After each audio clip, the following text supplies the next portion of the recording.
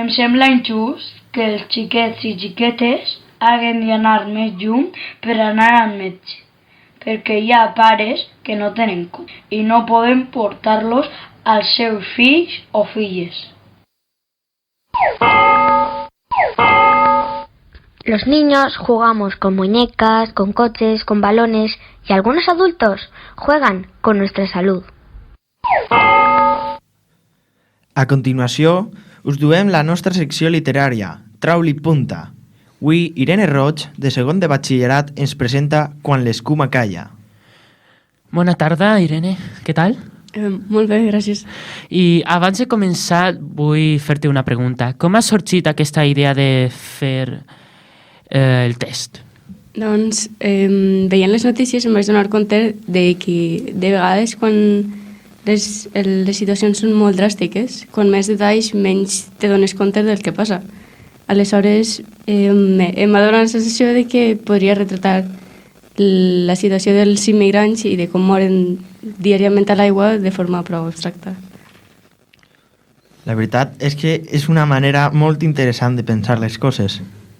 Bé, doncs ara sí, donem pas a Quan l'escuma calla.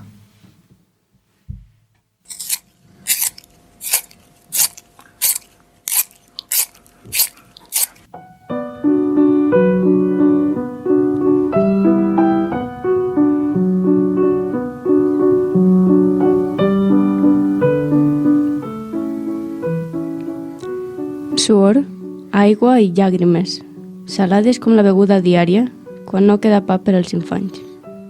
Sang, bullint incandescent, iones sense protuberàncies, tallen l'ànima i flaqueja la humanitat. El pare envia el nen cau i no nada. Suaument, una nana buida.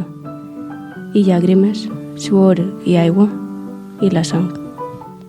Els peixos es confonen, en l'aigua obscura, entre un cementiri de monstruositat. Quina meravella, exclama el pescador. Caníbal inconscient. Un tresor pirata enfonsat. El pare es desgarra la pell, tros i vena de dolor. Cau. El mar junta l'estima dels assassinats.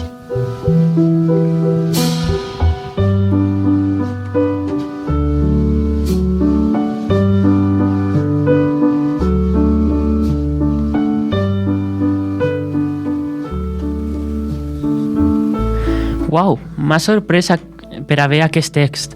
Esperem escoltar altre per al pròxim programa i felicitats. Però per aquesta hem de donar les gràcies als nostres col·laboradors i col·laboradores per tota la seva participació al programa i per fer-nos gaudir de la ràdio. Però abans, que no ens hem oblidat, explicarem el motiu pel que hem ficat àudios de xiquets. L'Hospital de Manises ha decidit retirar a les dues pediatres del centre dels xiprerets. Sí, i això afectarà a 1.500 xiquets i xiquetes que no rebran atenció en aquests centres de salut. Diferents associacions, AMPAs, etc., es van mobilitzar en contra d'aquesta decisió. Reclamen més assistència sanitària a Manises i es manifesten en contra de la privatització de la sanitat pública. Recordem que 1.500 xiquets i xiquetes es veuen afectats per aquesta situació. Jo crec que tots els xiquets mereixen una atenció mèdica especialitzada i no com està passant ara. Alguns xiquets són atesos per mèdics de família i no per professionals de la medicina infantil. Doncs fins així el programa d'avui. Gràcies a tots els col·laboradors per fer aquest projecte possible. Ens anem, però tornarem molt prompte, com sempre, ací. Ens despedim amb una última cançó que s'anomena Black Betty, de Caravan Palace. Black Betty had a chop, bam-a-lam, the damn thing gone pop, bam-a-lam, she said I'm worried out of mind, bam-a-lam, the damn thing gone blind, bam-a-lam, oh, Black Betty, bam-a-lam.